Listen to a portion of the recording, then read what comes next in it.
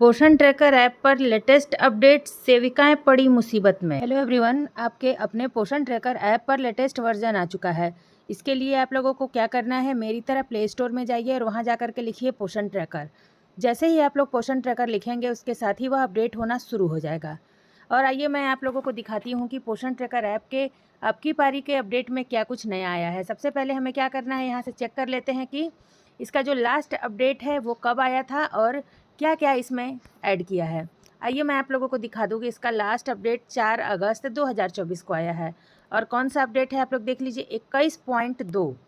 हम यहाँ से देखेंगे कि इसमें क्या क्या नया अपडेट आया है और क्या कुछ खास भी है। देखिए, introduction of face registration and verification while THR distribution in selected state and district. ठीक है, ये पहला है। दूसरा आप लोग देख लीजिए, introduction of eKYC facility of beneficiary. ठीक है। तीसरा, growth register has been added in monthly progress report.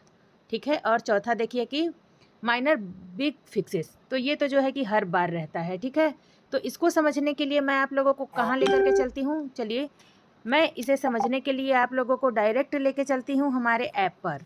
तो हम लोग यहाँ से जो है कि अपने पोषण ट्रैकर ऐप को लॉगिन कर लेंगे। देखिए आप लोग, मैं आप लोगों के सामने डायरेक्ट अपने पोषण ट्रैकर ऐप पर चलती हूँ और यहाँ से अपने पोषण ट्रैकर ऐप को लॉगिन करती हूँ। तो ये है हमारा पोषण ट्रैकर ऐप का लेटेस्ट वर्जन। यहाँ देखिए आप लोग की, जो मैंने आप लोगों को बताया था कि बेनिफिशरी eKYC, इसमें लिख भी रहा है कि यह न्यू है।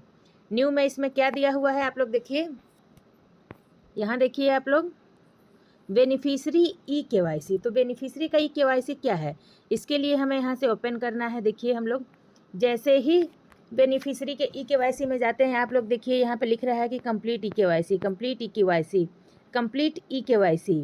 तो जिसका भी आप लोग देखिए कि यहाँ पे लिख दे रहा है कंप्लीट eKYC, तो इसका मतलब कि हमें क्या समझना है कि इसके लिए मैं आप लोगों को दिखाती हूँ। चलिए हम लोग यहाँ से खुलते हैं कंप्लीट eKYC पे। यहाँ पे देखिए कि क्या पूछ रहा है। यहाँ पर देखिए, use the same Aadhaar number as on beneficiary profile to complete the eKYC।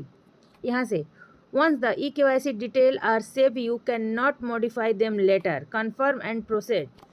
यानी कि यह जो सवाल हम लोगों से कर रहा है कि क्या आप इसकी eKYC कंप्लीट करने के लिए जो इसमें आप लोगों ने आधार नंबर यूज़ किया है, क्या आप कन्फर्म हैं इसे प्रोसीड करने के लिए। तो आइए मैं आप लोगों को दिखाती हूँ। देखिए, कन्फर्म एंड प्रोसीड। तो जैसे ही मैंने जो है कि कन्फर्म एंड प्रोसीड किया, तो इसके लिए जो है कि Poshan tracker, you are about the link your DigiLocker account with Poshan tracker application on ministry of women and child development. You will be sign up to DigiLocker account if it does not exist. यानी कि यहाँ पे सबसे पहले जो है कि हमें आधार नंबर डालना है। अब आधार नंबर हमें यहाँ पे किसका डालना है वो भी ध्यान दीजिए। या तो आधार नंबर हमें उस बच्चे का डालना है, या फिर आधार नंबर हमने उस बच्चे के अभिभावक का जो लिया था उसको डालना है। अब जब हम यहाँ पे उस बच्चे का आधार नंबर डालेंगे तो फिर देखिए यह जो कैप्चा कोड है, यहाँ देखिए आप लोग, इस कैप्चा कोड को भी हमें जो है कि यहाँ पे लिखना है।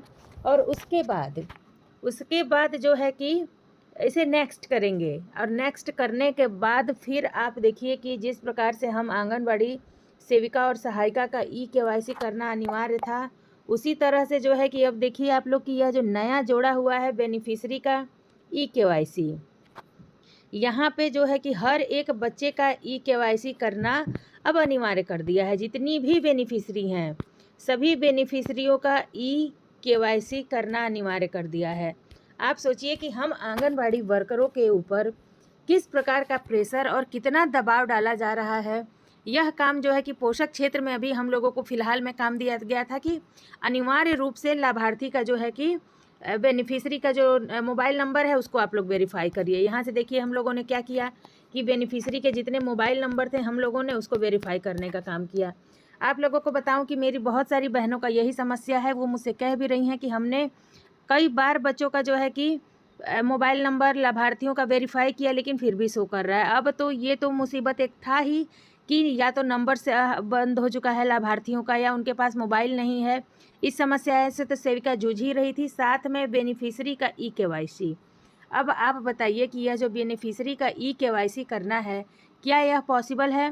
क्या आंगनबाड़ी सेविकाएं इसका इतना लंबा जो प्रोसेस है आप लोगों को मैं फिर से एक दिखा देती हूँ। जैसे कि मान लीजिए कि हम लोग अभिषेक का ई-केवाईसी कंप्लीट करने जा रहे हैं, ठीक है।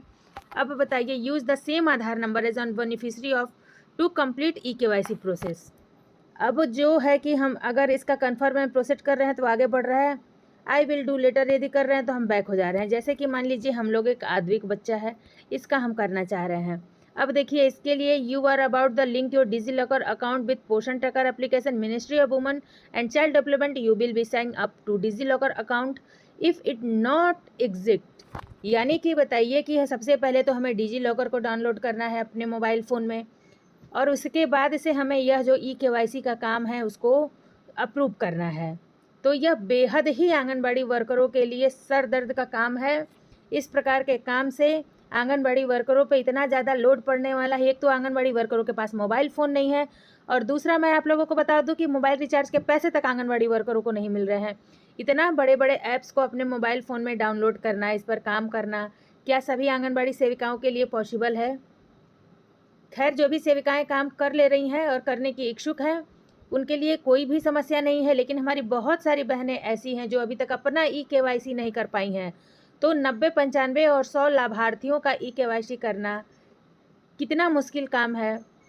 आप लोग अपना राय और विचार मुझे कमेंट बॉक्स में दीजिए, ताकि आने वाले समय में नेक्स्ट वीडियो बना सकूं आपके विचार के अनुसार कि आप लोगों पर इसकी क्या राय है।